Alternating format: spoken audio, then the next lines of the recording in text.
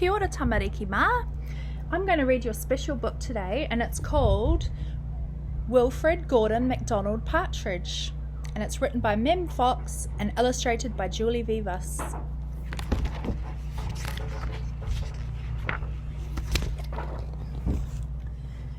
There was once a small boy called William Gordon McDonald Partridge, and what's more, he wasn't very old either. His home was next door to an old people's home, and he knew all the people who lived there. He liked Mrs. Jordan, who played the organ. He listened to Mr. Hosking, who told him scary stories. He played with Mr. Tippet, who was crazy about cricket.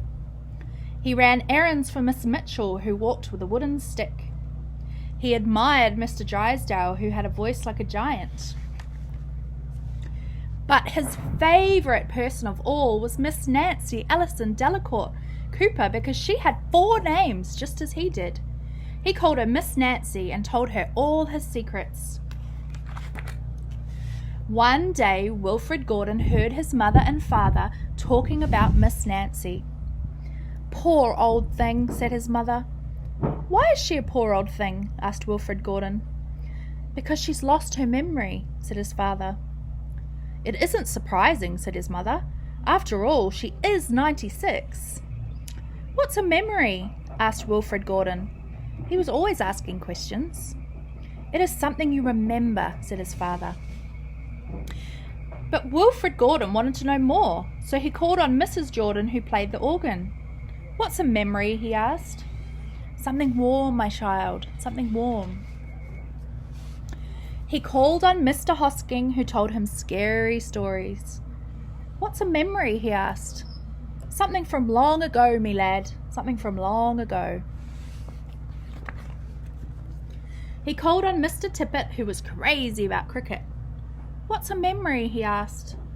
"Something that makes you cry, my boy, something that makes you cry." He called on Miss Mitchell, who walked with a wooden stick. "What's a memory?" he asked. "Something that makes you laugh, my darling, something that makes you laugh." He called on Mr. Drysdale, who had a voice like a giant. "What's a memory?" he asked. "Something as precious as gold, young man, something as precious as gold."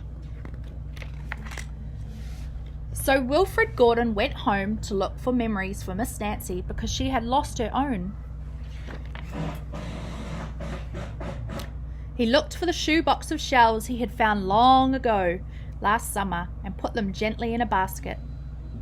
He found the puppet on strings, which always made everyone laugh, and put that in the basket too. He remembered with sadness the medal which his grandfather had given him, and he placed it gently next to the shells.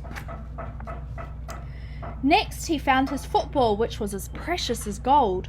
And last of all, on his way to Miss Nancy's, he went into the hen house and took a fresh, warm egg from underneath the hen. Then Wilfred Gordon called on Miss Nancy. There they are. And gave her each thing one by one. "What a dear, strange child to bring me all these wonderful things," thought Miss Nancy. Then she started to remember.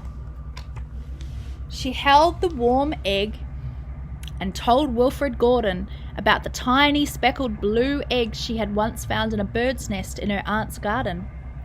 She put a shell to her ear and remembered going to the beach by tram long ago, and how hot she had felt in her button-up boots. She touched the medal and talked sadly of the big brother she had loved, who had gone to the war and never returned. She smiled at the puppet on strings and remembered the one she had shown to her sister, and how she had laughed with a mouthful of porridge. She bounced the football to Wilfred Gordon and remembered the day she had met him and all the secrets they had told. And the two of them smiled and smiled, because Miss Nancy's memory had been found again by a small boy who wasn't very old either. What a delightful book. So what I'd like you to do at home is to think about some memories that you have, and maybe you'd like to go around your house and find some objects of your own that hold a memory for you.